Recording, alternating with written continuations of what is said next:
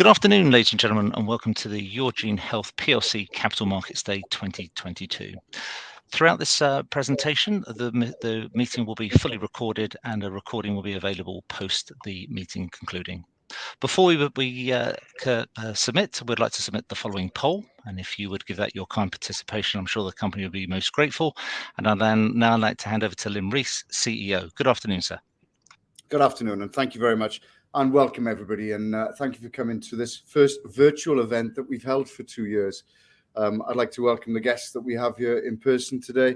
I'm sorry for the layout. We've just literally finished the very busy institutional session, and you guys are going to get exactly the same message in today. You've just heard that I think we've got 155 people joining us online as well, so welcome to everyone that's joining online.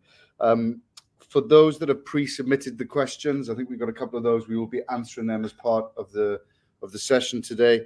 For anyone else who would like to answer questions, there is a portal for able to do that. Because of the way we've set up, though, half remote and half in person, we're not going to be able to answer those as we go through the process. So we'll give you a follow-up to those questions in the next 24 hours. Okay, so let's get into the presentation. I mean, everyone I think probably knows who I am. I've been in this role now since July 2018. Prior to that, I spent 20 years in the industry working for a group in Wales called the BBI Group. In terms of agenda for today, we've got Jonathan, one of our non-execs, who's going to give us a talk through the addressable market and the changing face of the molecular marketplace. Then we've got one of our product management specialists, Rachel, who's going to talk about Ranger Tech. Ranger Tech is something you're going to hear a lot about today. Ranger Tech was acquired as part of the acquisition of Coastal Genomics, something that we did back in lockdown. And we haven't really had the chance as an organization to explain how it works, where it fits, and just why we're so excited about it. Rachel's going to start that journey for us today. Follow on from Rachel, we have Scott Sargent, just flown in from the US. Scott is responsible for taking our products and service to the US market, doubled the revenue in that region in the last 12 months, and is going to be talking through his plan about taking our NIPT solutions, but all of our products and services into the America's market, the fastest growing and the largest healthcare market in the world. And then finally, we're going to splinter off from products and concentrate on services. We've got the brilliant Bhavika Patel with us, who's going to talk to us about what she plans to do with all this capacity and all this sequencing horsepower that we've built as a result of COVID. We haven't profiteered from that. Everything we've made, we've reinvested into the business. Bhavika is going to tell us how we're going to tackle things like oncology and in other infectious diseases as we look to build on the capacity that we built in the organization. We'll have a bit of time for Q&A, and then we'll have a time for a cup of coffee or a Budweiser, depending on where Walbrook's budget is. I haven't quite seen that at the moment. And then we finish off with a bit of networking and a bit of time together. Okay, so I'm just going to talk through, first of all, who are Yourgene Health? It's been a while since we met you, and the business has changed a lot. Okay, but where our positioning today is we're a leading integrated technologies and services business, enabling the delivery of genomic medicine. We want all of our patients, all of our stakeholders to be given more information with which they can make better decisions to manage the quality of their healthcare. Our growth story, I'm not going to go back in the time and talk from 2015. I joined in 2018. And when I joined the organization, we were a one product organization. We were a pure play. We were NIPT. By that point, we built up a pretty heavy amount of debt. And we were just coming out of the situation that we got ourselves with Illumina. In 2019, we acquired Yourgene Diagnostics. That gave us a PCR platform. So that gave us platform agnostic. It gave us something other than next-gen sequencing. You're going to hear a lot about next-gen sequencing today. PCR was the platform that we developed our Clarigene or our COVID product on. Quick, easy to market. It also gave us a range of other reproductive healthcare products. So we had products to complement our NIPT. We weren't a one-trick pony anymore. And we also used that platform to launch into oncology with our DPYD, which is a product that today saves one life in every 100 people that are tested throughout the world. And that's a growing number of people that we're testing each year. I think double-digit growth again this year.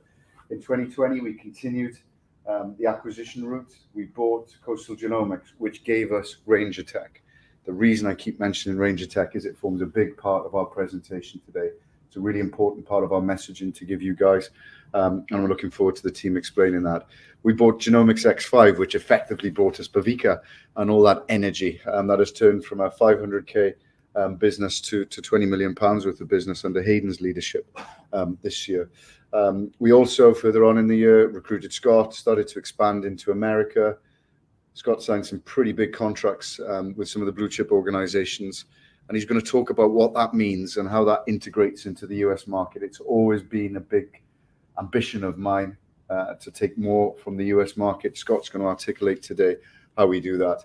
And then off the back of some of the government tenders and services we won, just goes to show why we delivered the revenue that we did this year. Which, if you look at the bottom of the slide, has taken us from 10 people, no revenue, one product, and in a period of 7 years, 230 people, 337.5 million pounds, and 100 products and services. So quite a growth journey we've been on as an organization. But I want to make the real clear point. We are no longer just an NIPT pure play. NIPT is a huge part of our organization, a big part of our investment thesis, but we've got far more growth levers that we're pulling at the moment. And we're going to take some time today to explain that business to you. Just some trading update. Obviously, the RNSs have been out in the last couple of days. So we did deliver record revenue for 22, 37.5 million, as I said. We've got the strongest balance sheet that we've ever had as a business. And we continue to look to make sure that remains strong. Our DPYD product, this is the product you test before you have chemotherapy. 5FU, the most widely used chemotherapy in the world, continues to grow from strength to strength. So I think 15% growth last year. Significant growth in the US, doubled, and internationally in general with range of technology. So again, I really highlight that the product that we brought in and we said we would grow has demonstrated that. And NIPT has had a tough, 2 years. Under the COVID lockdown, there's been a reduction in the number of new births that are coming into the market. But finally, at the end of sort of the H2 period of last year, we started to see that reverse. H2 was up double digit, both in the previous H2 and double digit on the first half of the year. So it gives us a lot of confidence as a leadership team that we're starting to see that coming back to form. And in some of the market data and addressable information that we present today, you'll see those trends. We're also announcing that we're going to have a strategic review of our Taiwanese service laboratory. This is a part of the organization. Delighted to have Dr. Bill Chang with us, our largest shareholder, the founder of Yourgene Biosciences in Taipei, Taiwan. But because Bill's arrived here today, it means he's got to face 10 days quarantine when he returns back to Taiwan this week. So that gives you an idea of how difficult it's been to kind of work that market. And 2 years ago, we decided to broaden our commercial base. So we've got sales guys in Vietnam, Thailand, India, Australia, Malaysia, and Singapore now. So that base is really a research lab. And we can't get in there to manage it and bring new customers to it. So we can only really harvest samples from within Taiwan. And we're going to have a strategic look to see if it's the best use of our time and effort to continue with the operations there. In terms of some strategic plans or what I look forward to in the next year, we announced Ambry. So for those of you keen retail investors, I'm sure there's many of you online, and I know there's a couple here in the room, have been asking me when I can name this large US NIPT account that I've been speaking about for the last 18 months. That's it. They're the largest tester, or one of the largest tester of precision diagnostics in the US. A key focus on oncology at the moment, but an ambition to grow into NIPT. Ambry are owned by Konica Minolta. So they're the same partner that we have in Japan. So a serious player to bring us into the US from an NIPT perspective. In addition, these guys have got about 3,000 hereditary genetic cancer tests. So really cutting edge cancer tests that take a small sample of blood and tell you early on where you are in that journey, what the best treatment is for you. We've signed an agreement under Hayden's guidance that allows those products to come into our service labs. So if anyone's worrying about the capacity that we've created as a result of COVID, 24/7 sequencing, samples turned around, it's that capacity that's going to be pointed towards oncology testing moving forward. And that relationship with Ambry is a key part of that. We're going to right-size the business. Like a lot of businesses, we've grown exponentially in the last 12 months. And whilst we look at the blended CAGR over the last 3 years, we've got continuous growth. Last year was an abnormal level of growth. So it would be wrong for us to keep that cost in the business. We're going to strip some of that cost out The target of that cost is £5 million worth of saving. You'll see the full benefit of that from H2 and obviously all of next year as we go through that right-sizing process. We also announced this morning that we're going to have a transition to a new chairman. So Adam Reynolds, who's been hugely supportive and with the business for the last 7 years, will be stepping down and will be replaced from the AGM by John Brown. John Brown is a highly experienced NED and chairman in the city market space. John has been with the organisation now for a period of time, so he's got to know the company, and it was always part of the succession plan to bring John into the chairman role. So we announced that this morning. We've got a refreshed NIPT strategy. I'm not going to say anything more about it. I really want to, but that is the team's job here. I don't want to steal anyone's thunder. And we've obviously updated some of the analyst guidance to reflect just where we are in the market at the moment, and that the core business has had a little bit of a sabbatical with NIPT over the last 24 months, with people not getting pregnant and the like, but also hopefully showing good consistent growth when you look at the business over a couple of year periods of time. So I think I'm going to hand over to Jonathan now, who's going to give us an overview on the market conditions and the dynamics in the molecular section. Over to you, Jonathan. Thanks, man. Hi, everybody. My name's Jonathan Seaton. I'm a non-executive director of Yourgene for almost 3 years now. In terms of my day job and my previous experience, so my day job is running corporate and business development for Bio-Rad, a company in California, about $3 billion of revenue, $23 billion market capitalization today, with a mixture of life sciences and clinical diagnostics experience. Before that, I was the head of Corp Dev and Government Affairs at Illumina, which, for those of you who don't know, that's the largest next-gen sequencing company in the world today. Before that, I was the head of strategy and business development at Becton Dickinson on the east coast of the USA, and they're a very large $18 billion revenue medical diagnostics and clinical diagnostics provider. And then most of my experience in this sector comes from Roche Diagnostics, where I ran mergers and acquisitions in Switzerland. So I'm going to give you my perspective, for 20 years in the industry here, about the future for molecular diagnostics and why you should be excited that Yourgene's in the space. So I thought I'd start off and say, well, what is molecular diagnostics, right? Maybe you all have a different viewpoint of what that could be. I'm going to give you my perspective so we all have a similar baseline. So there's a couple of definitions up there that you can read. But what I think it really means to me is I think about the two words. I think about molecular. It's molecules. We're looking for molecules, DNA, RNA, that are circulating around the body. And in a normal, healthy human being, these are billions of them that are whizzing around and doing their thing. When they dysregulate, when they change, when they mutate, they overexpress, they underexpress, we can find those. We can diagnose those, we can identify those, we can capture those, we can pull those out, and we can amplify those up so we can find a signal, and then we can monitor that signal, and that helps everybody figure out what's wrong with the body. So that helps with the detection, it helps with the diagnosis, it helps with the selection of therapies to treat these people. And in some cases, it helps with understanding the severity of the disease. So that's what we do. So why am I spending time on this page? I think it's critically important to know that what we're doing is improving human health. We're looking to change outcomes of people with disease. So a quick market snapshot then. So, if we think of the global market for diagnostics in general, there's maybe 60-70 billion US dollars a year. Molecular diagnostics is a piece of that, about 15% of that global market. And it's growing more than the general diagnostics market. So about 7 to 10% a year, depending which analysts and which reports you read. So pretty good growth rate. The normal diagnostics industry, I'd say, is more like 4 or 5%.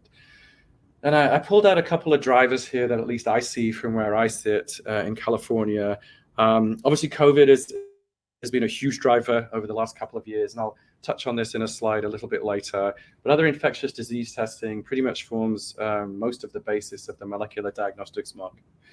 We also have precision medicine, and I tried to identify a little bit more today about what I mean by precision medicine, and this is molecular signatures.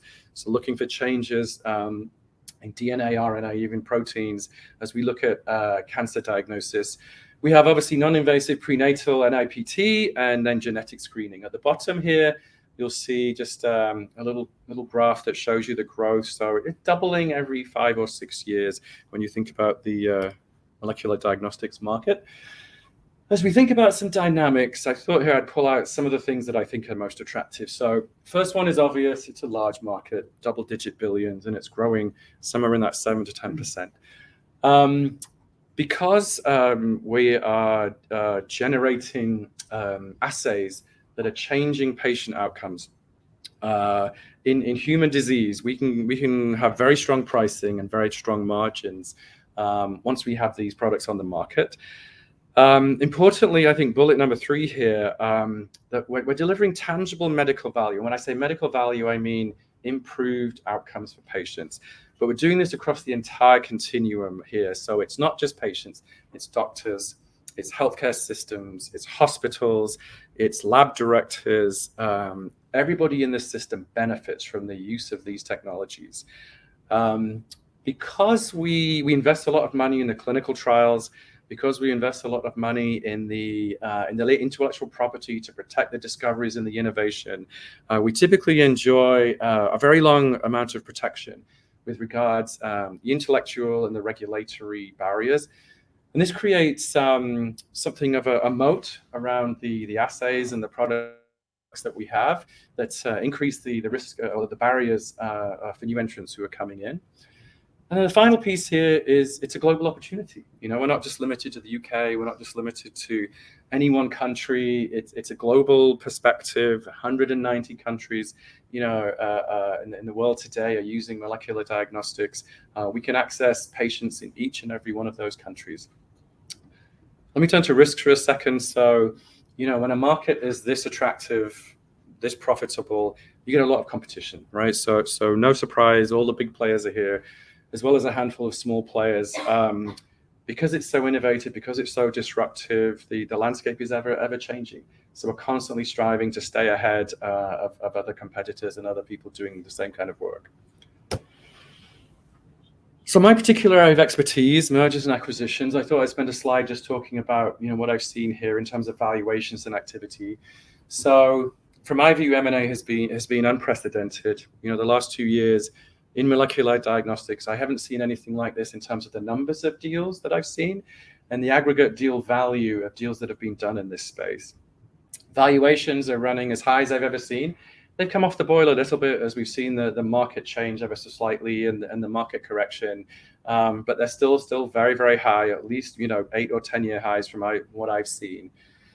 And so what does this mean for Yourgene?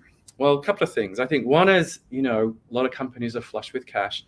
Investors are pressuring larger companies to do things with this cash. So I think the M&A landscape will continue to be frothy and continue to be exciting. I think valuations will continue to be high, mainly on the bigger companies. I think the smaller ones, obviously, we're seeing in the market a lot of pressure. And a lot of people are looking for active ways to put that capital to work to generate new market spaces, new technology acquisitions, or new revenue as we look forwards.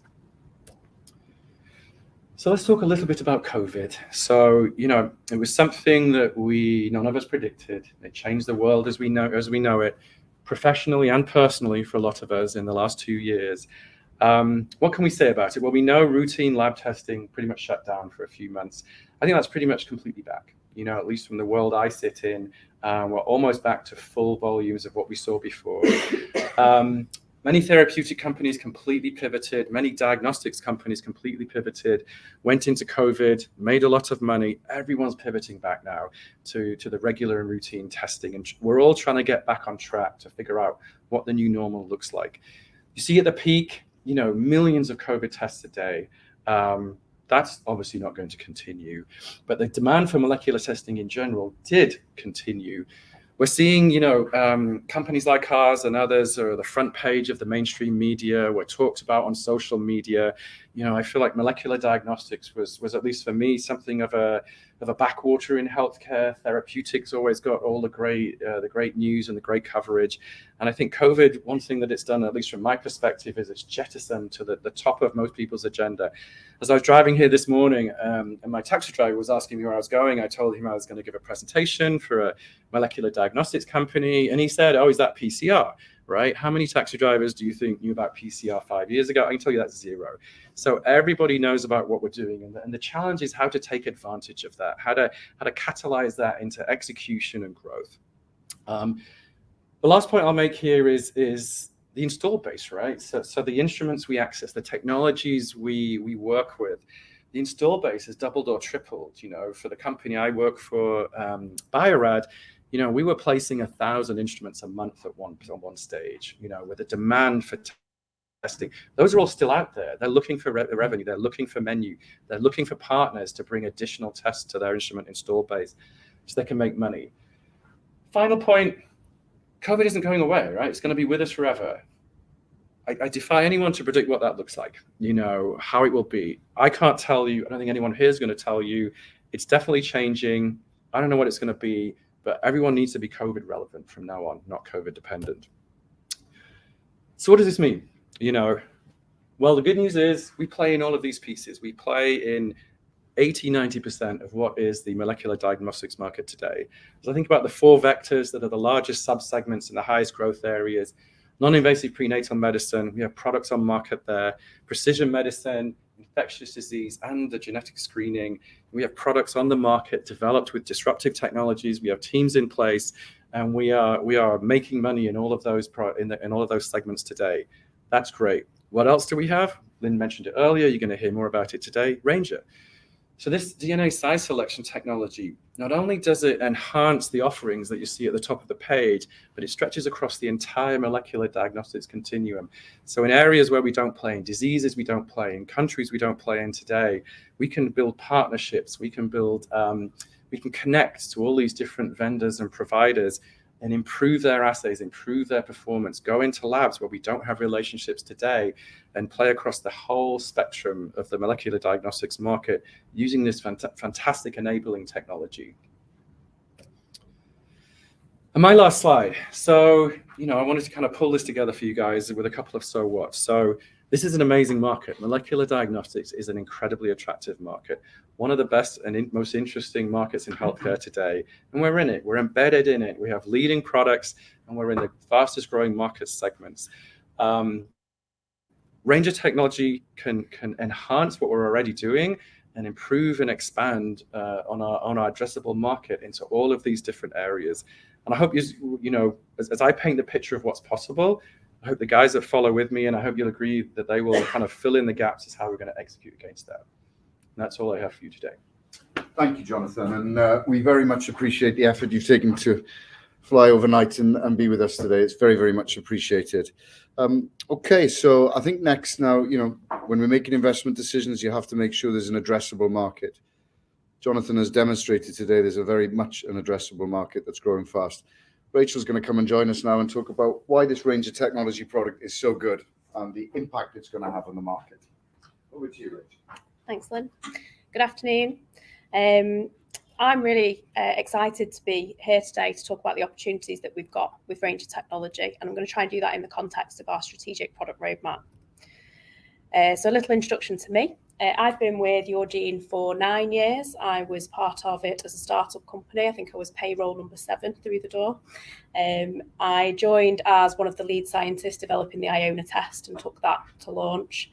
I've then led the product development teams, established an innovation team for the business, and then more recently I've taken a commercial role within the product management team after completing my MBA.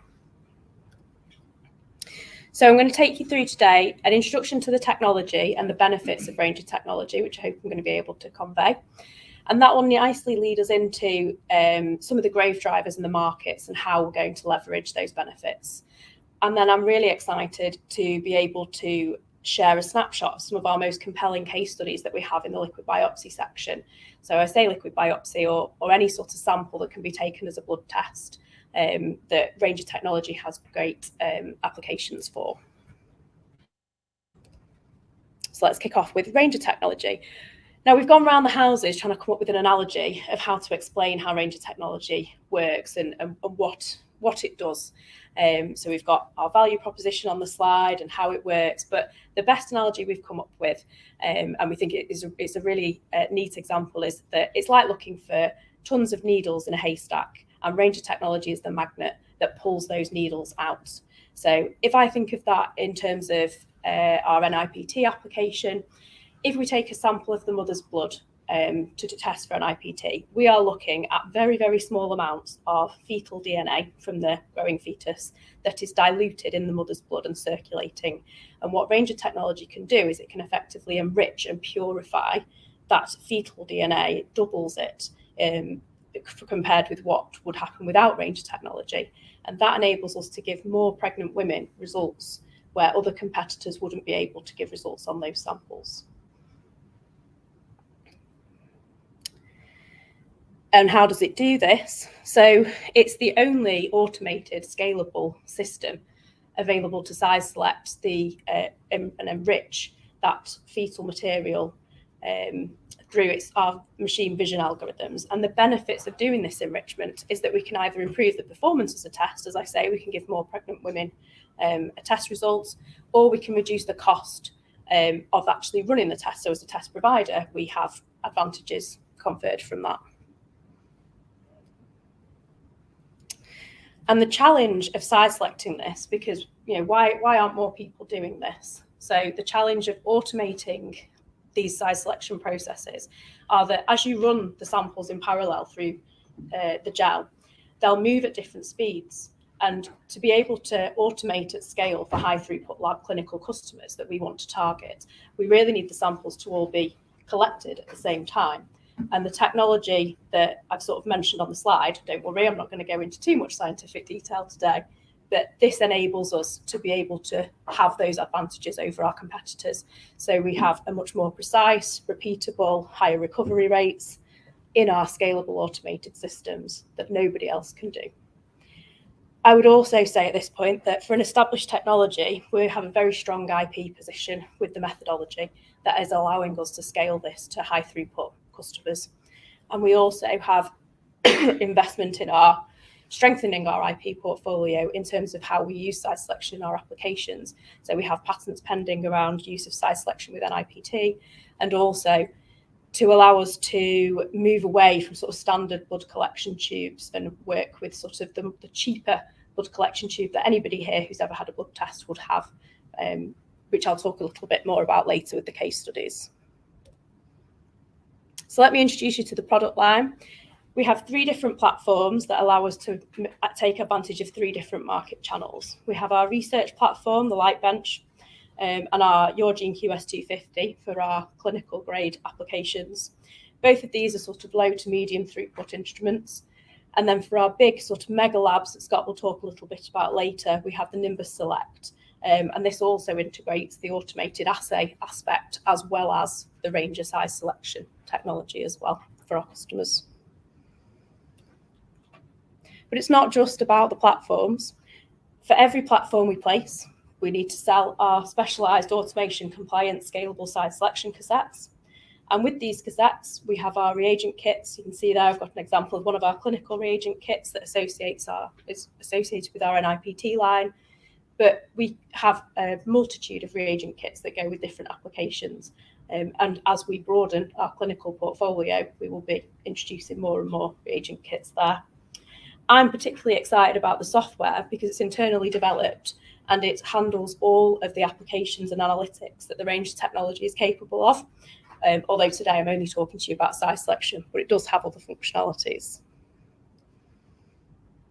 So this nicely takes me into growth drivers. So I'll talk a little bit about the markets and our growth strategies. And I'll use the core pillars that we use at Yourgene. So we talk about market penetration for our existing markets. Then we move towards geographic expansion. And then our longer term sort of prospects in terms of where our market expansion may come from. For our market penetration, we have our Yourgene NIPT solutions where we're very solid in those markets. And I do have a bit of case study work to show you on that shortly. But we also want to enable other NIPT laboratories to be able to make use of Ranger technology. So it's not just for those customers who do end-to-end solutions. It's going to be a much more flexible offering. And the real beauty of the Ranger technology is that we've used NIPT to establish that sort of needle in a haystack model, being able to pull out those small fragments. And that actually conveys benefits to other markets. So oncology, tumour DNA is much shorter than sort of healthier DNA. I've got some case studies to talk you through that as well. But we can extrapolate the findings and the validation from NIPT to these other markets. And infectious disease equally, viral sequences again, shorter fragments, shorter regions, and convey the same benefits. From a geographic expansion perspective, I'm going to let Scott talk about Americas and LATAM. I won't steal his thunder, but APAC, we've been using a distributor model, which has been really quite successful, getting a lot of interest and a lot of requests for where are we going to take Ranger technology, what markets are we going to go into.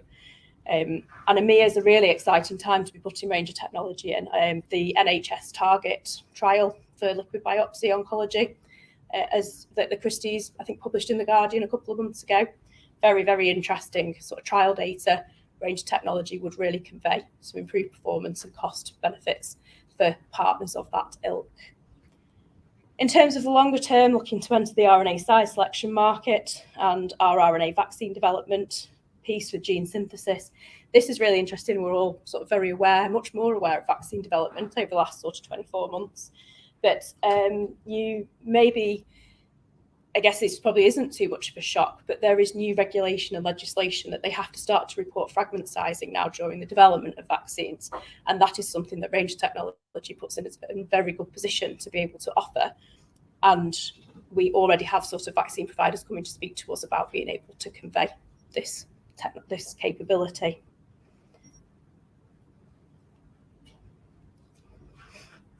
So where are we now? Excuse me. I would say around 50% of Yourgene's Ranger technology is distributed in our NIPT markets currently through our solutions, but also, as I've mentioned, as an enabler for other NIPT laboratories.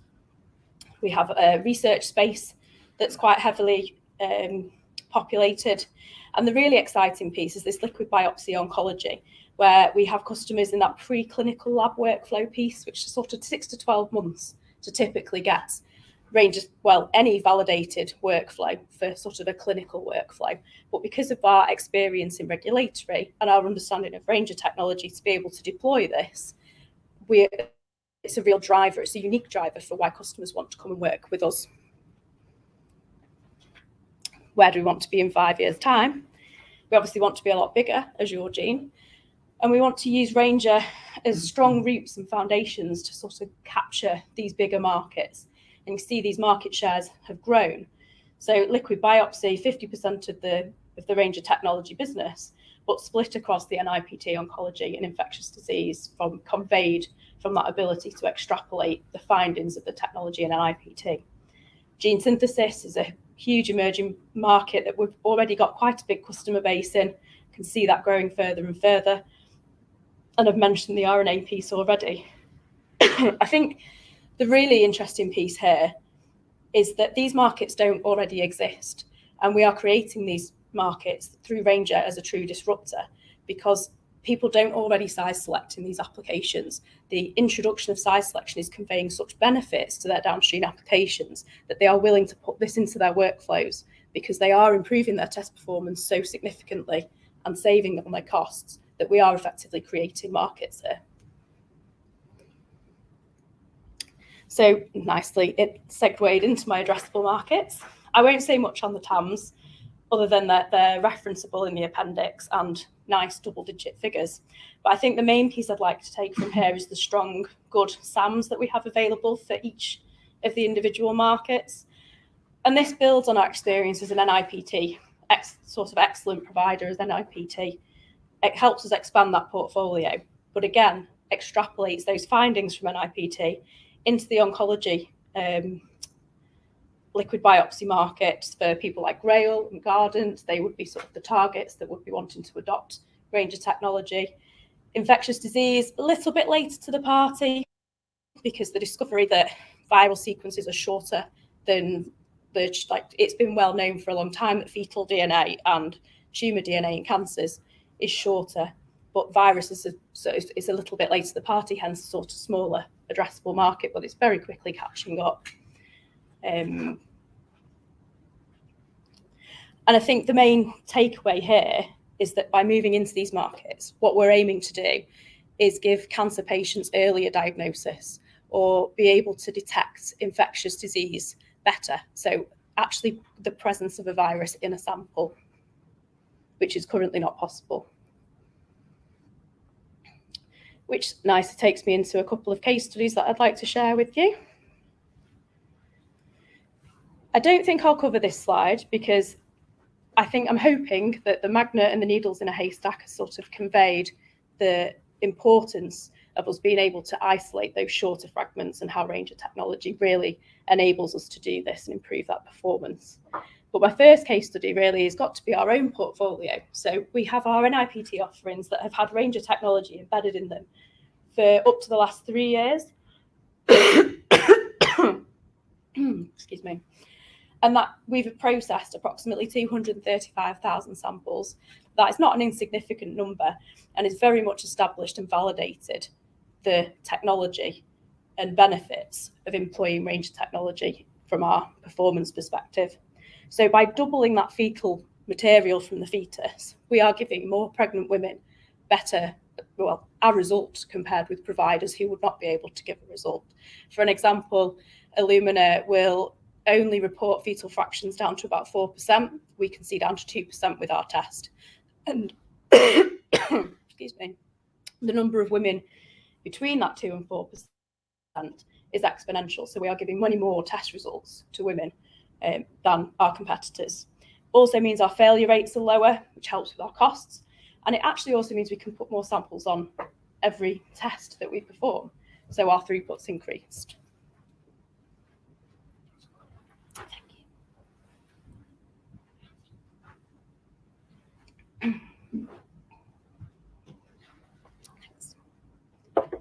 So my first external case study is with the University of Laval in Canada. And this is very recent data. It was only presented at the Lab Roots conference last week. And it's very exciting because they've been able to show that they've rescued that fetal material when it's been diluted in maternal blood. But when it's stored in just a standard blood collection tube that you would have if any of you went to the doctors and got a blood test. Currently in NIPT, you have to have a very specialised blood collection tube, which is expensive. Scott will talk a little bit more about the cost drivers for that shortly. But it's also at the basis of some US litigation currently. So a lot of providers are looking to switch that tube out. And they're made of glass. So for logistics and delivery around the world, very, very difficult to incorporate into high throughput systems. This group have shown, using the Ranger technology, that they can use these cheap tubes. They can use Ranger for size selection, and they actually confer improved performance with the orange bars compared with the grey bars than the existing tube on the market. Scott's going to talk to you a bit more about the commercial value of that in a moment. And my first oncology case study, this is a really powerful message because this really is about being able to harness those cancer molecules in a sample and detect them much earlier in a process. But I'm not going to tell you about it. I'm going to play a little video and let Kim tell you about it. Hi, everyone. Thank you for having me. My name is Kim Holden, and I am a research associate at LabCorp, and I'm based in San Diego, California. Today, I'll be going through an instrument evaluation we performed at LabCorp with the Yourgene Health Coastal Genomics automated size selection platform. We found that size selection of cell-free DNA enhances signal for the detection of tumor-specific variants in cancer patients. In current workflows, samples are typically not size selected prior to sequencing, so there are large fractions of wild-type or normal fragments that are processed alongside tumor fragments. There are multiple ways to perform size selection, either in silico using paired-end sequencing, or several methods of physical separation. Size selection increases the tumor fraction of the sample and can enrich signal for the detection of tumor-specific variants, which can reduce sequencing depth and costs and improve the limit of detection. In cancer patients, enriching for tumor-specific DNA can be useful for early disease detection or for predicting disease progression in patients with typically low amounts of ctDNA. We determined that size selection using the Nimbus Select or the Light Bench can enhance the signal for the detection of tumor-specific variants in cancer patients.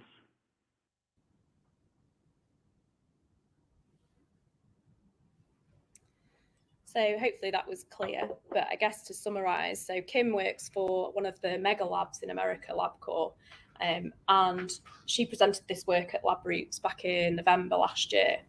And it's the first real big piece of data that shows the benefits of improved test performance and the real ability to find that cancer material earlier in the process. If we can enrich and double the amount of cancer material in a sample, really enables patients to have a result much earlier in the diagnosis process, where it's much more valuable to have treatment with much better outcomes, and also has utility for disease monitoring after a cancerous event.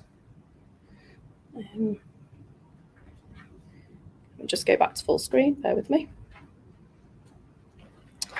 So my second oncology case study is with the University of Utah. So Dr. Hunter Underhill's group have specialised in looking at detection of primary brain lesions. And again, they've shown very similar principles that using the range of technologies, automated size selection, gives them scalable methods to reduce that sample complexity and really improve their sensitivity in their assays, really pick out those pieces of tumour DNA in those cancers and make them suitable for oncology early detection.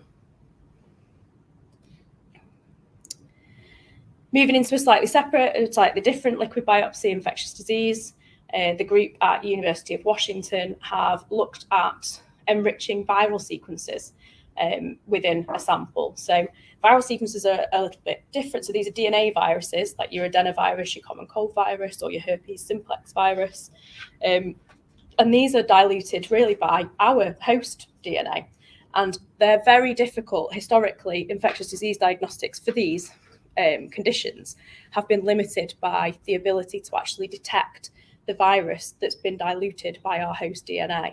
And by using the range of technology, the group has been able to show that they can enhance that detection by basically pulling out that viral DNA and being able to actually diagnose an infection, but also be able to then translate that to groups who could look at therapeutics and take that research further.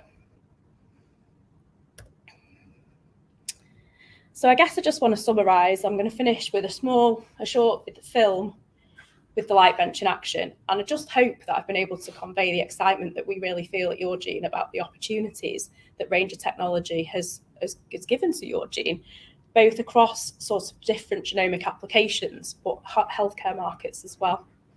And we're really looking forward to seeing its adoption sort of drive forward. So thank you for listening. And could we play the video?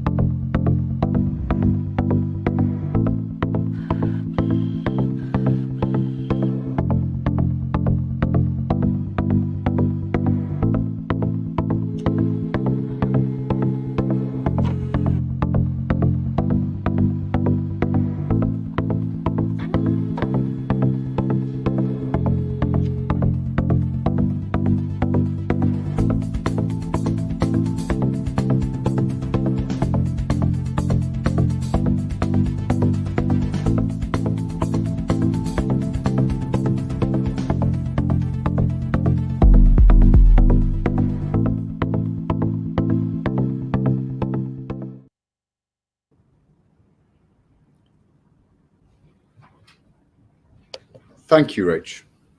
Hopefully that brought Lightbench and Ranger to life. We've spoken about Ranger before.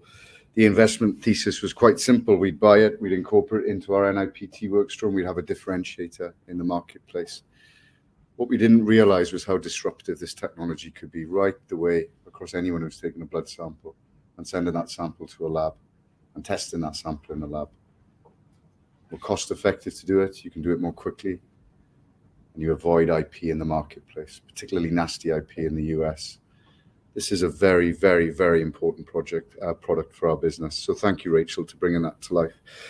Next on the stand is Scott, who's going to take this exciting product and show us all how he's going to drive the sales of this and our other products into the US and American market. Over to you, Scott. Thanks.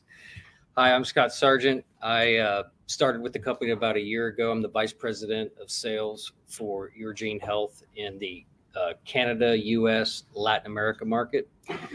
I reside out of Indianapolis, Indiana, and want to take some time today to talk to you about the commercial strategies that we've worked on over the past year and what we're planning as far as market penetration here in the year ahead.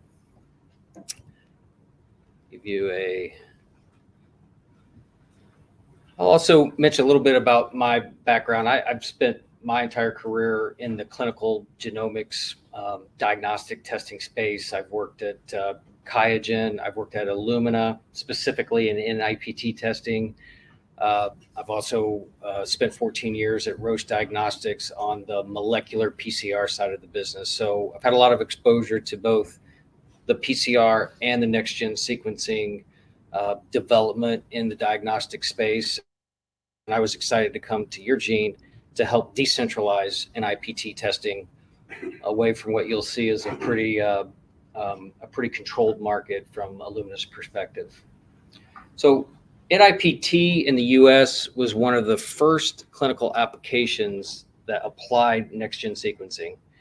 And that technology really kicked off with Illumina, who was working on building into the sequencing space starting in 2012. And as they did that, they put some IP in place around cell-free DNA and as it applied to NIPT testing. Simultaneously, they purchased a lab out of the Bay Area in 2013 called Veronata and really took a major control of the space. Over time, they tech transferred out that product away from a centralized lab to some of the large lab providers in the market space. And that has really resulted in about 70% of the sample volumes processing through 3 to 4 labs. Those labs are the labs that many of you would expect: LabCorp Sequenome, Quest, Natera. These are the ones that are obviously advertising NIPT, and they're pretty vocal about their marketing efforts.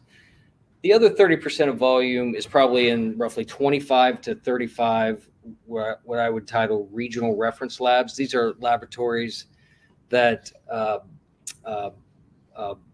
work on a smaller scale, but they are the start of that decentralization strategy to move it away from just being a big lab provided test to be done in these second tier labs. A great target area for us also. So a majority of these labs have put these NIPT workflows in place. When I talk about a workflow, I'm talking about from the collection of the blood tube all the way through to the report to the physician. You have lots of equipment and reagents and a process to that testing. We have the ability to apply technology in a variety of different ways in that workflow. And so for the rest of this presentation, we'll spend some time trying to help you understand how we would talk to a laboratory manager to implement that type of technology from our portfolio. This recent publication that Rachel just showed you about DNA size selection and the use of sample tubes is critical to our strategy. There's some real cost savings that labs can realize if they adopt Ranger technology into their NIPT workflow. Be remiss not to mention the Latin America market. We've spent the last 5 months working with labs to understand what's going on with NIPT in that space. We've actually did a lot of work with Illumina, And we think we have a way to adjust our approach there to get some volume out of that market. So this slide is giving you an idea of, as far as NIPT in Americas, you see that there's roughly 4 million births in Canada. In the US, there's roughly 10.5 million in Latin America. So quite a bit more births in Latin America. The US market is fairly penetrated. We're estimating about 30% of that US North America market is receiving an NIPT test on each birth. So 10 births, 3 of them get NIPT, the other 7 don't. And that's fairly well penetrated because this technology has been marketed and supported by healthcare payers and supported by industry guidelines, physician industry guidelines in the US pretty heavily. We think there's still some runway there. We think that number can move up into the 50% range for North America. But also interesting is that the Latin America market, it has a pretty low penetration with probably under 3%. Almost virtually all lab send outs to other labs to run that test, pretty much only taken advantage of by the wealthy private pay market. Countries haven't gotten organized to figure out how to support NIPT testing. And so we're going to try to put some strategies in place to turn that around and lift that 3% number much higher. So at a high level, these trends are birth rates are declining. That's a global trend, but it carries forward in the Americas also, that 1% to 2% less births per year. But the NIPT use and the NIPT market penetration is continuing to grow. I gave you those estimates on the previous slide, and we see that continuing to continue. The average unit price of these tests, as any new technology is adopted, it starts high and it starts to work its way down. We don't think that that's going to be any different here. As the price comes down and becomes more affordable, we think that we'll see more adoption of NIPT testing, especially in Latin America. So highly centralized, almost 100% of the platforms in North America are, and even in South America, Latin America, are Illumina-based platforms. So you hear people like PerkinElmer and formerly Roche, who sold the BioReference Lab their Ariosa Harmony brand. You hear that in the market. It's virtually non-existent. These are all Illumina workflows in place that Illumina tech transferred out, either on their own or with help from Natera. And they're all on the NextSeq 500 instrument from Illumina. And so really the only other competition you have would be just test send outs that labs are sending to other labs around the world. In Latin America, we see a lot of stuff going into Spain to be tested as a test send out.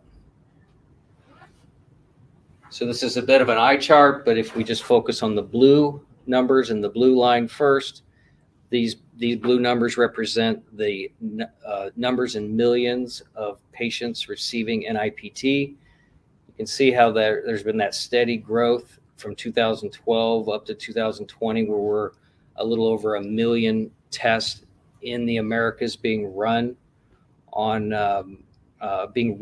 NIPT. So if there was 4 million births in 2021 in US and Canada, maybe 1.2 million have received NIPT testing. The gray line here, which are the numbers on the right, and then kind of flow through the graph, these are really the market growth rates, percentage growth rates.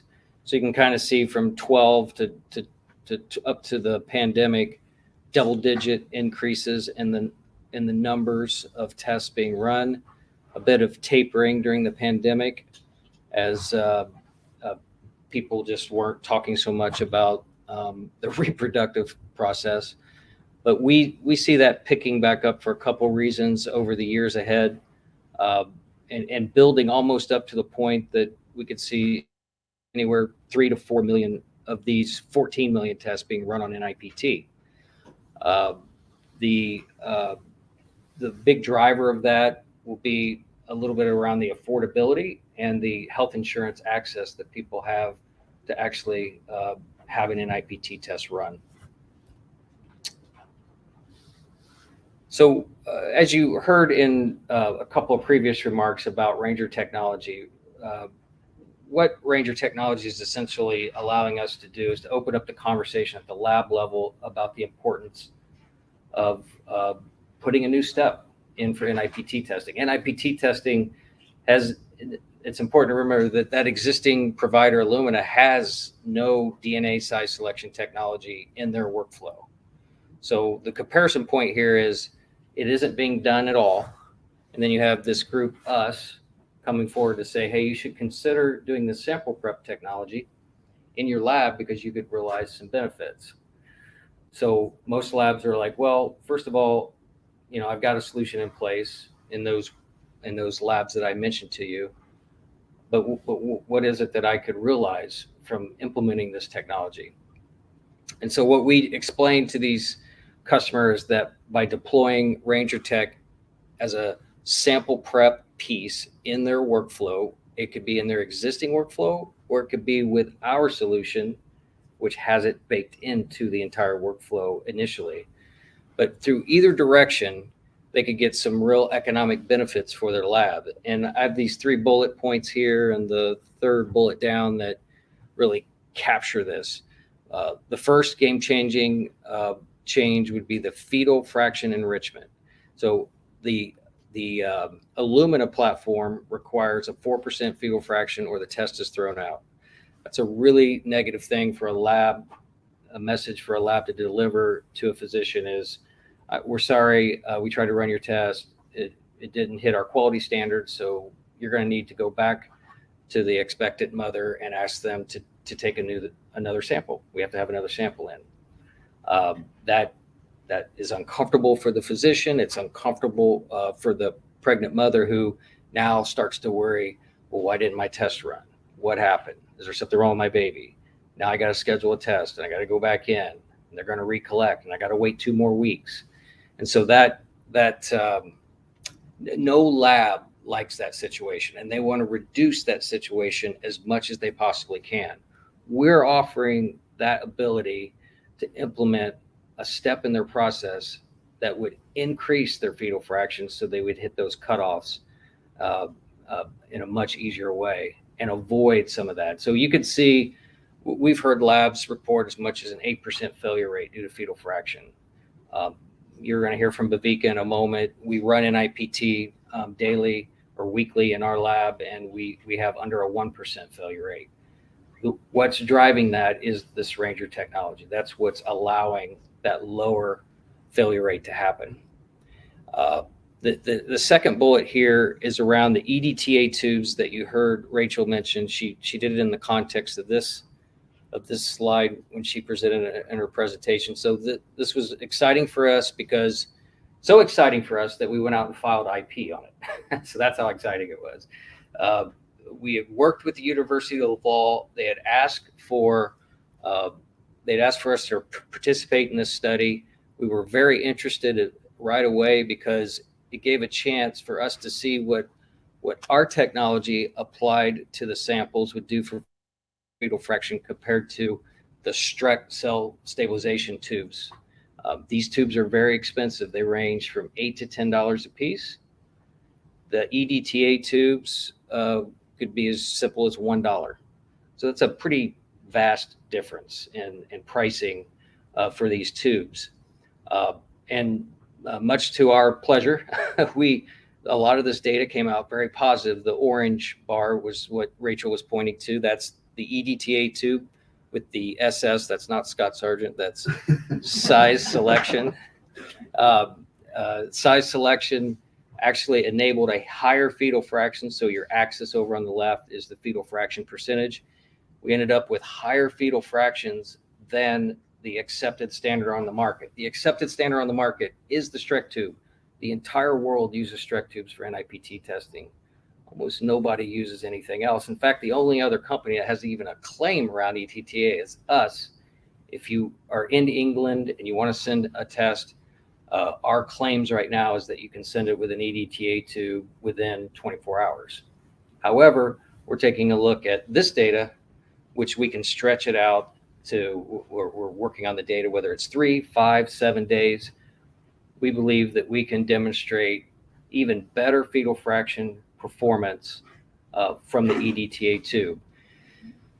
The last point that I had on this slide back here is that enables less sample to be used in the testing. So the current technology that we employ at Yourgene Health allows us to run our sample with 1 milliliter of plasma. When we collect a 10 milliliter tube of plasma, 5 of that is, or excuse me, a 10 milliliter of whole blood, 5 of that is plasma.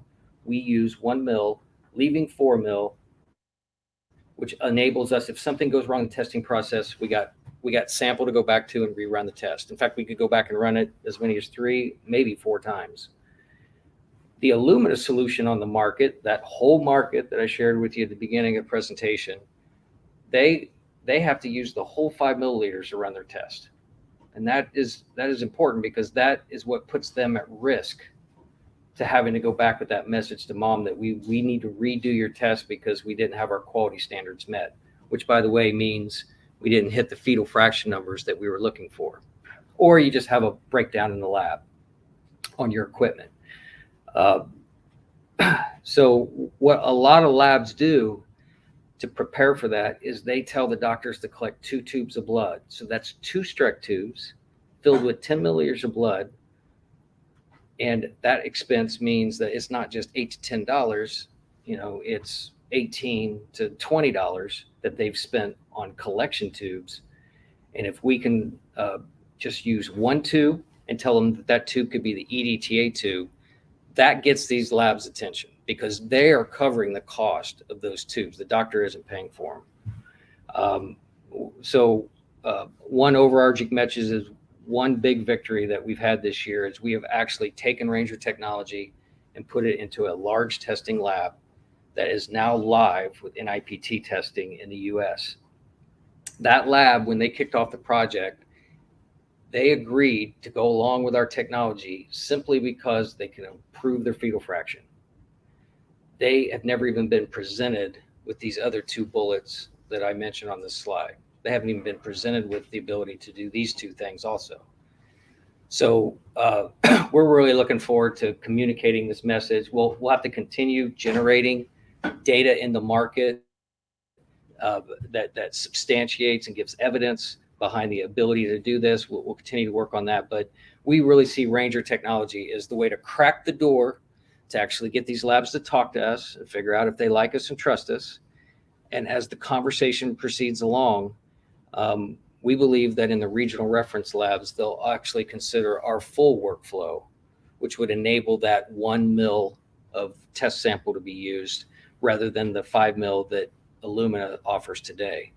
So we can sell our extraction reagents, our library prep, and our bioinformatics solutions around the NIPT portfolio. So this is a summary of all those benefits about what does enriching fetal DNA really mean to a lab and how can they benefit. Those bullet points of those value propositions right there, which I won't repeat it, but you get it. These are what will be getting the attention of the lab to open up conversations with us on NIPT. And then in the accounts that are actually wanting to start NIPT from scratch and they've never done it before, and they want to start to help decentralize the market, which we were actually able to get one of those labs going. We start right out and we make sure they understand the value of Ranger at the very beginning of the sales process, to eliminate the possibility that they just trigger and go over to our major competitor. So in the US, I think you've heard about these mega labs.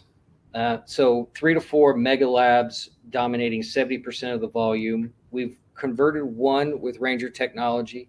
They've taken Ranger technology and they've put it in their workflows and they validated it all last year, and they're going live right now. A second one of those labs has gotten all the way to the point of price negotiation. That's what we're still in. We're helping them understand that they're going to get great cost advantages, and that we need to be paid for that. So we're very close to having 2 of the big 4 in the Ranger technology range.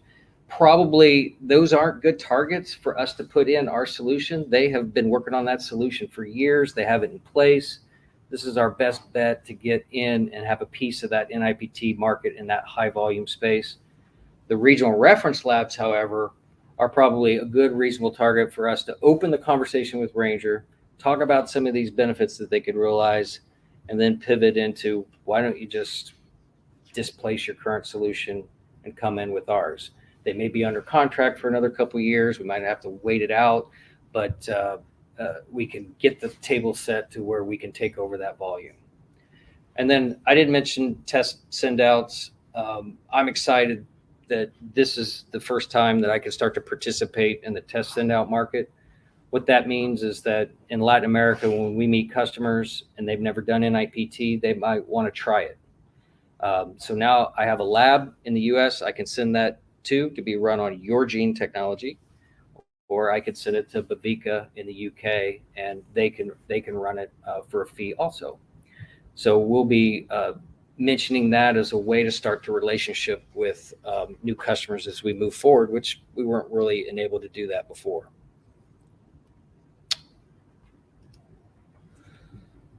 So lastly, I'm just going to focus on this box out to the right, which really is to emphasize the fact that I've given you sort of this current storyline of what we're working on differentiation. We have more to come in the NIPT space. Natera has marketed microdeletions into the market pretty heavily. A lot of physicians have converted to wanting and asking for extra data about the fetus that are called microdeletions to make their decisions on how they advise the pregnant parents.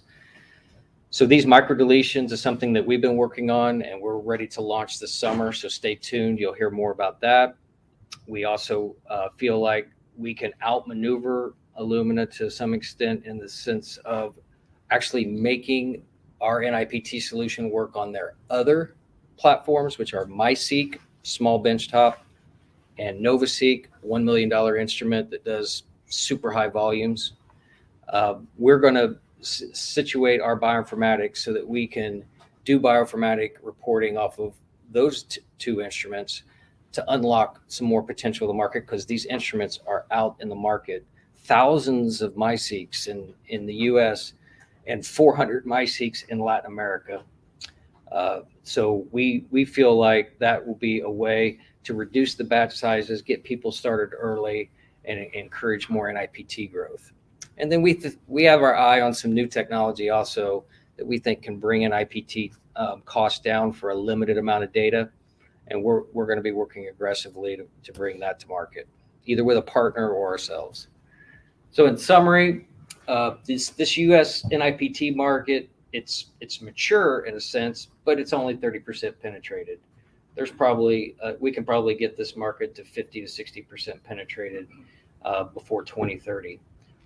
In light of guidelines that have been okayed for NIP to be used on all patients, not just high risk patients, that was a big move in 2021 with the guidelines being issued. Healthcare payers are supportive. They're very supportive of NIPT. They actually like it.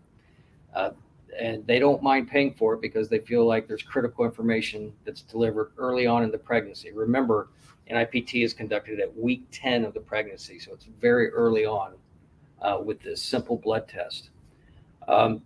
We feel like that all NIPT labs will have an interest in hearing us out about the possibility of either implementing Ranger technology to take advantage of this fetal fraction enrichment and the possibility to use the EDTA tubes. We feel that the smaller reference labs that either are doing it or considering doing it will be interested in our whole solution, so they can just run 1 milliliter of sample on each patient. So we're going to stay flexible in the US. We do not have the regulatory guidelines that require IVD approval from the FDA to do business in NIPT space. So we want to work flexibly with our customers to put in the solutions that encourage them to start a relationship with us so we can build from that in the market.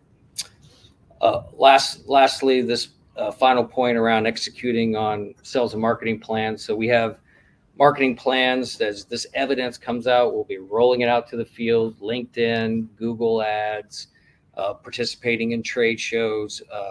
Genome Web is a big avenue for us in this space. So we'll use those spaces to push out the information. And then we have already made key hires in the Latin America sales team, as well as the technical team that would come in and help a customer implement the test. So I hired a gentleman named Mohamed Hussein. He's worked at clinical lab for 25 years. He's already stepped in and helped us go live at our first customer in the U.S. And on LinkedIn this week, we've actually started to advertise for our first U.S. sales position. So I'll have two people, one Latin America focused, one U.S. Canada focused. So that's how we've sort of set our sales and marketing team together for the U.S. So that's all my comments. Thank you very much. Josh. Yep, excellent. Thank you. So we focused really heavily on NIPT there, guys. As I said, we wanted to reposition our story a little bit or bring you up to speed with how the business has grown, but there's still a huge focus on our NIPT products and services. So I think we covered a lot about the product side of the business today. Back in 2018, when I joined Yourgene, products made up for 90% of the revenue in our organization, with just 10% coming from service. Under Hayden's leadership, that model is now 50-50. And I'm delighted to be able to welcome Bhavika onto the deck to talk about our services proposition and how we're going to grow that at the same rate we're growing everything else in Yourgene. Over to you, Bhavika. Thanks, Lynn. Afternoon, everyone.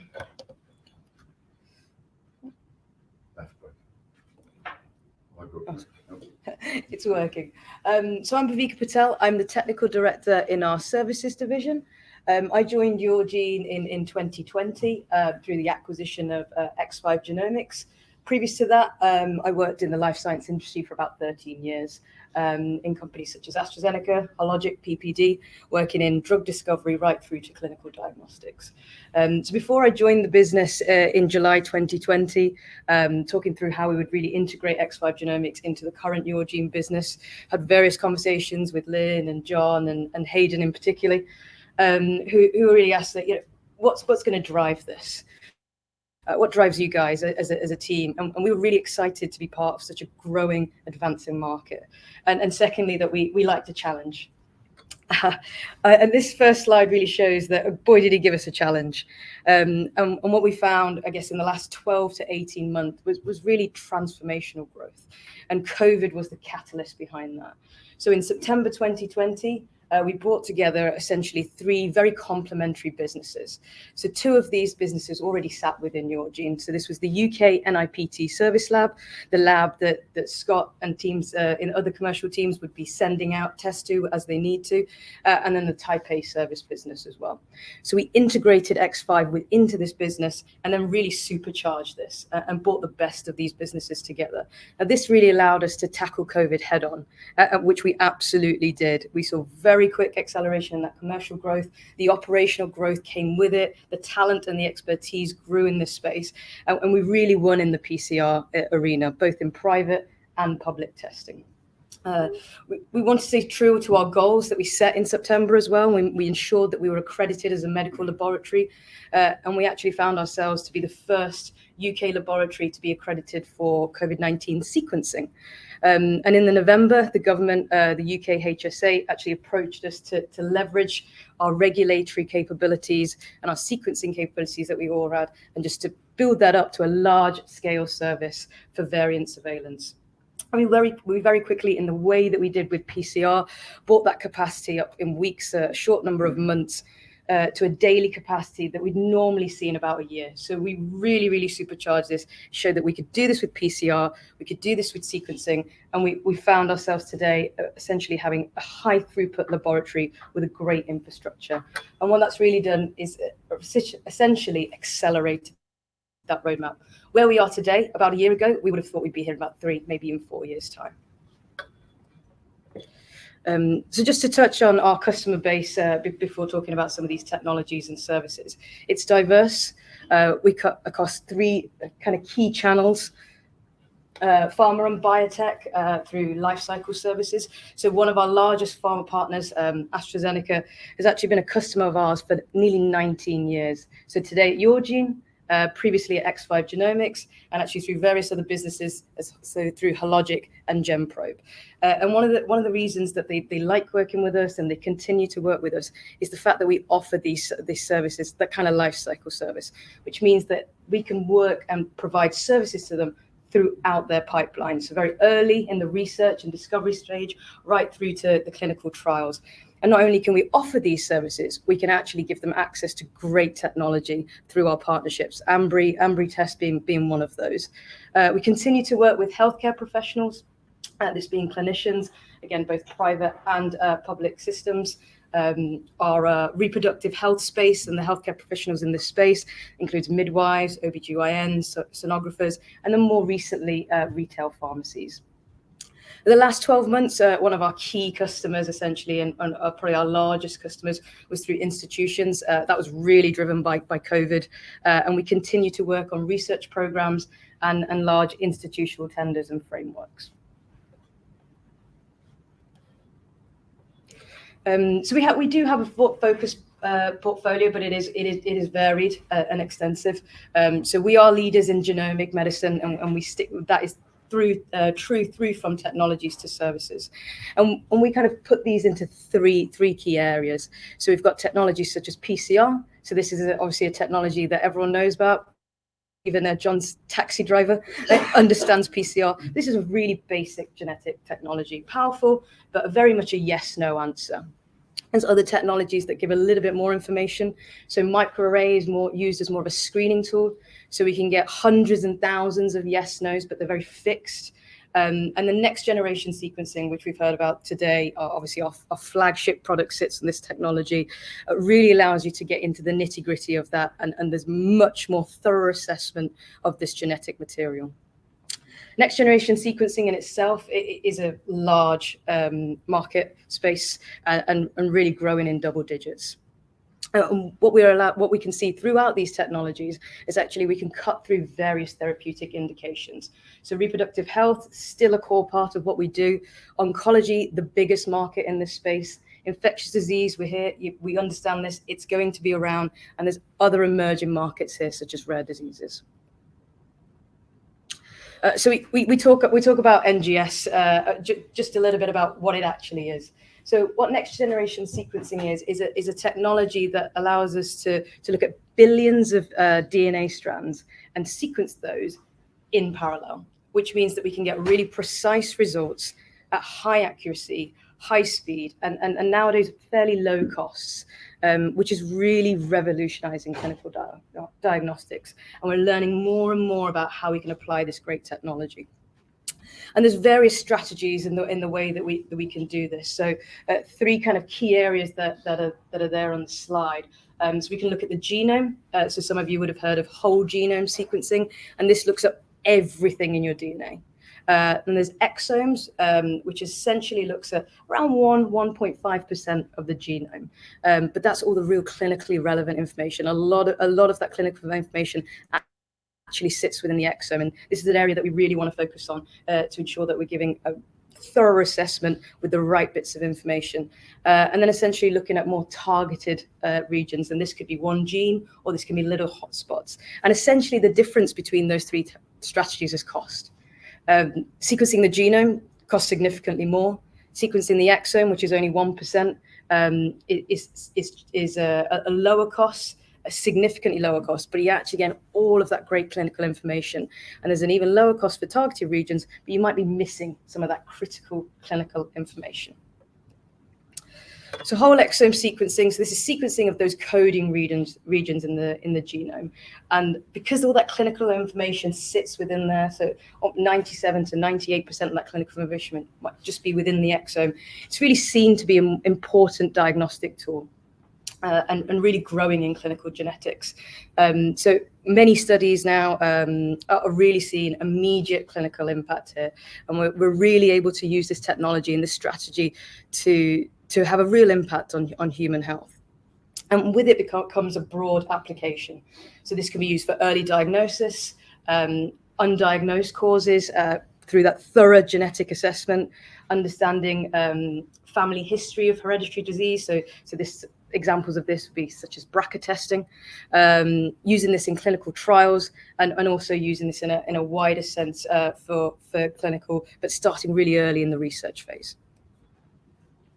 The whole exome sequencing market itself, again, is a multi-billion-dollar market. The majority of that sits in the Americas, second to the European regional market, which is growing due to these large sequencing programs that we've seen catalyzed through COVID and rising cancer cases. In addition to that, obviously, Jonathan spoke to this earlier, we've also got this backlog of testing where we had almost 2 years of nothing but COVID testing. So some of the drivers here that are growing NGS growth and is essentially advancements in this technology. And this drives the decreasing cost of sequencing. So if you look at the red line on the graph here, this looks at the actual cost of sequencing, and the black, the predicted costs. So in 2003, which is the top of that red line there, marks the completion of the Human Genome Project. So in 2003, the cost of sequencing a human genome in dollars was $100 million. Apologies. In 2019, the National Human Genome Research Institute reported a sub-$1,000 genome. So the real decrease in costs here, applied with its broad application, is really increasing the demand. And today we're seeing more and more government initiatives. We saw that throughout the pandemic. We were part of that. Improving regulation to allow people to have great utility in this area, including in reimbursements, lots of private companies and initiatives, pharma, biotech, really championing large-scale sequencing projects, increasing application in precision medicine and diagnostics, and awareness of this technology and utility of it early in the research and development phase. So where we are today, we essentially classify that we have a center of excellence, essentially, and that's been really driven by this infrastructure that we've built through COVID. So we've got great capacity, we've got great capability, we're high throughput, we're automated, we've built that with flexibility. We have a logistics network that was there pre-COVID that we can apply and leverage here, and we're agnostic as a supplier. So we've got our own brilliant technologies that we can bring into the lab. We can bring in other technologies really just to keep us on top of being there and feed that back to our technologies team as well. We can see what other people are doing with their technologies, how they apply that in the sequencing market, but also having those differentiators by having great technologies such as Ranger coming. So we're able to improve our sequencing performance in our own labs. Scott's going out talking to other labs and saying this is a great technology, but we're actually being able to use that and differentiate ourselves as a service provider as well. We had great expertise in the business pre-COVID in this space, and that's really matured. We've added regulation to that to really give us some differentiation again, across other labs that are able to do this.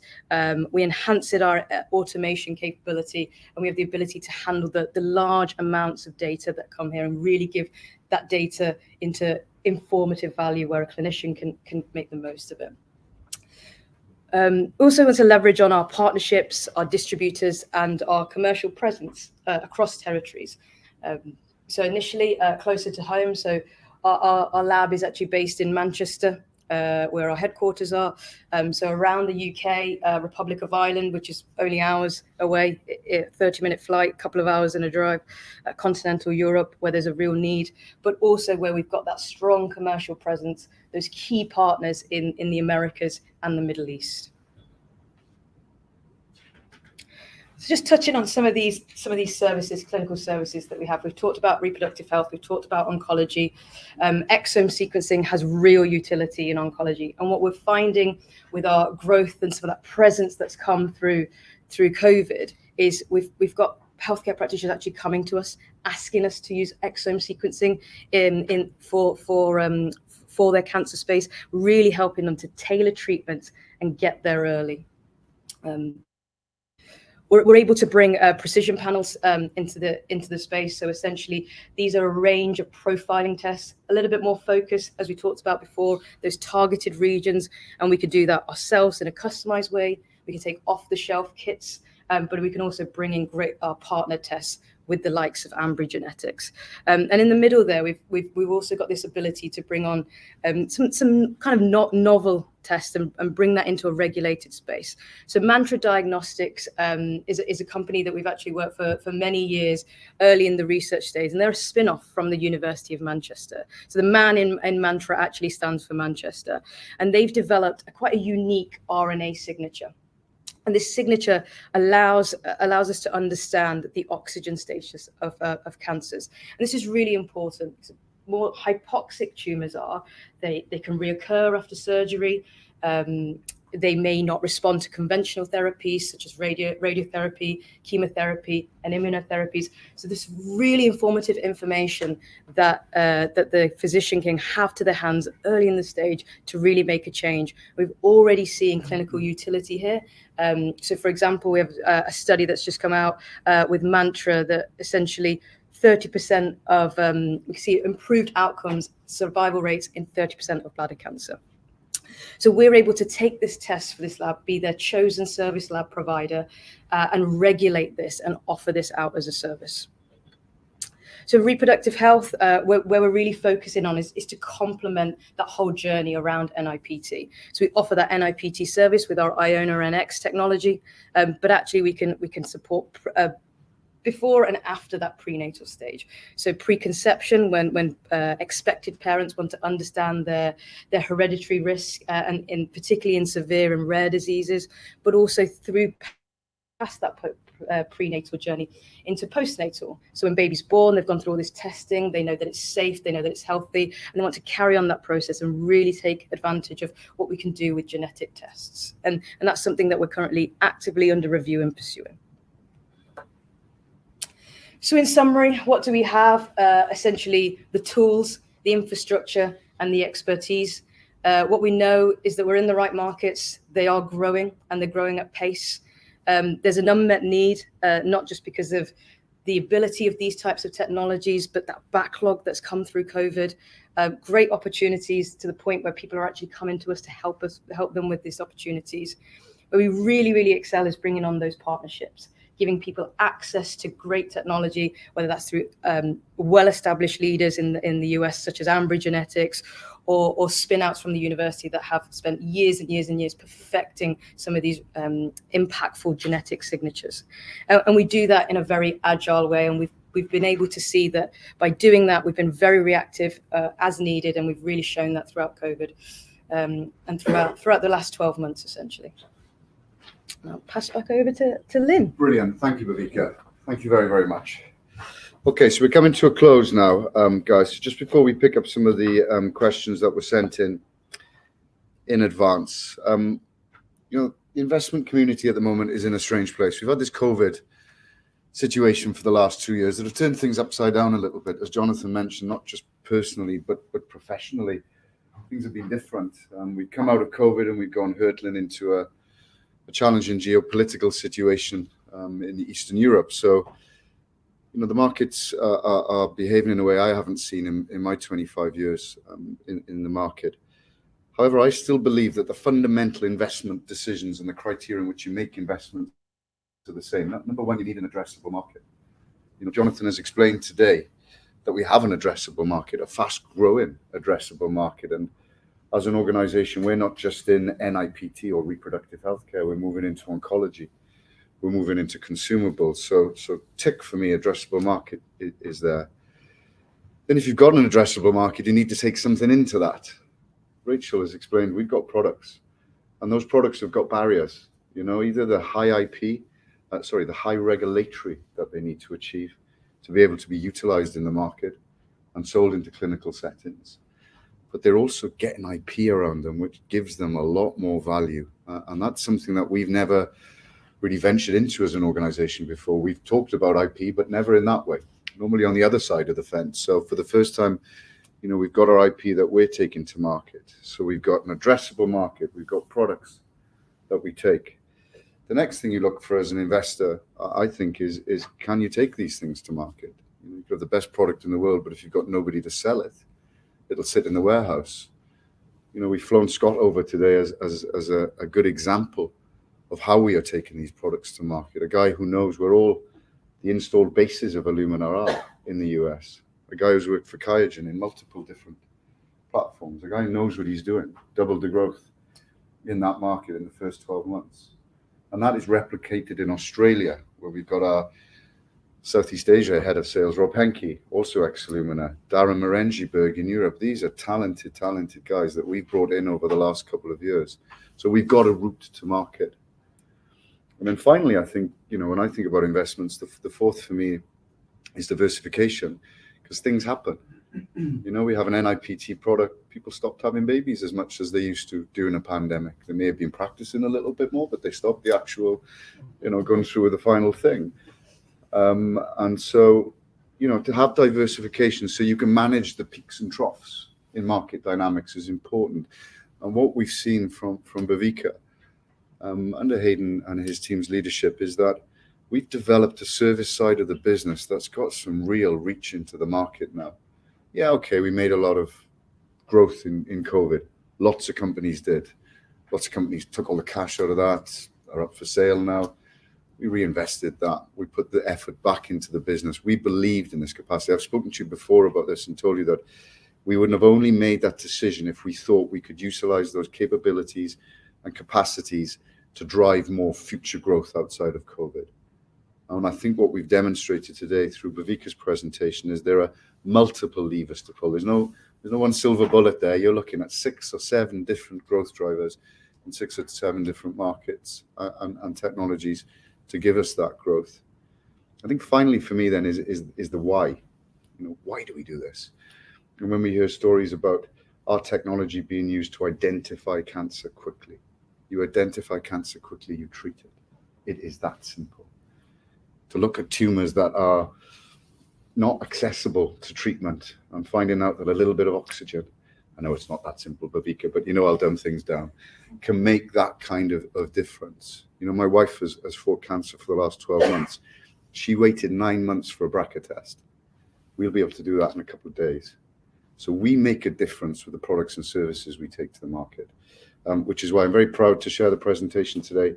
Thank you very, very much, team. If you'd like to go back into the audience, we're going to call the exec up because we've got some questions we need to answer. And for those joining online, we've only got a couple of questions that are coming online. I haven't been able to track during the presentation how many more have come in, but I assure you we will get those responded to within the next 24 hours. So the first question we did have, that's a text off my mother. The first question we did have, which we won't ask my mother's question, are you now selling your products in the USA? Well, I think Scott has just spent 20 minutes going through the fact that we are selling our products in the USA. We doubled our revenues there in the last 12 months. We expect to see much more from that part of our business and that team over the next 3 years. Second question, there was obviously quite a bit of capital expenditure to provide facilities for testing and sequencing during COVID. Some investors have concerns that with a turnover of 37 million, Yourgene couldn't make a profit. Please, can you explain the relationship that a one-off expenditure and how it would be used going forward to benefit the company? Is it effectively a case of being paid by COVID revenues to gear up facilities to benefit Yourgene going forward? I think they've answered their own question there, Barry. Very good answer. Okay. Okay, so whoever posted that question, yes, that is exactly what we've done. We haven't taken the money out. We've obviously made margin from COVID. We're business people, but that margin we've reinvested into the business to give us a greater platform on which to continue to grow in the future. Do Yourgene have a media relations agency? Why does the message regarding DPYD not seem to be getting out into the press, given the significant amount of press regarding missed cancer appointments during COVID? Surely it's an ideal time to get a really positive message out. That isn't a message you give to the press. That's the message you give to the clinicians and the oncologists. You know, I've sat with my wife and had the discussion around a DPYD test just 3 months ago. Spain is now live with DPYD. You have those conversations with oncologists, not, you know, the Sunday Times or the Sun. So we have people that work that. Joe Cross has got a product management team that liaises with key opinion leaders.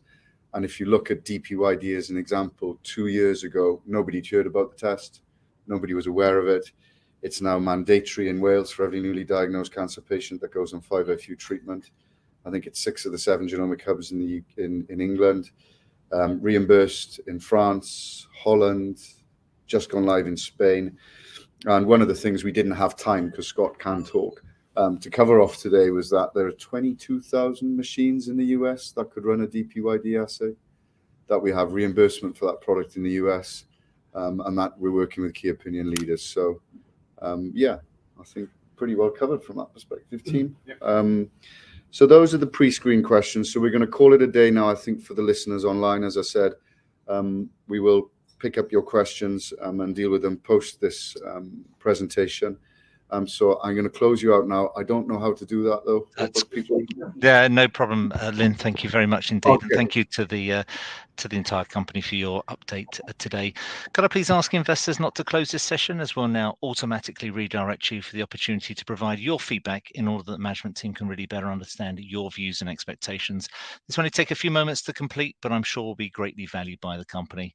On behalf of the management team of Yourgene Health PLC, we'd like to thank you very much indeed for attending today's presentation. And may I wish you all a very pleasant afternoon.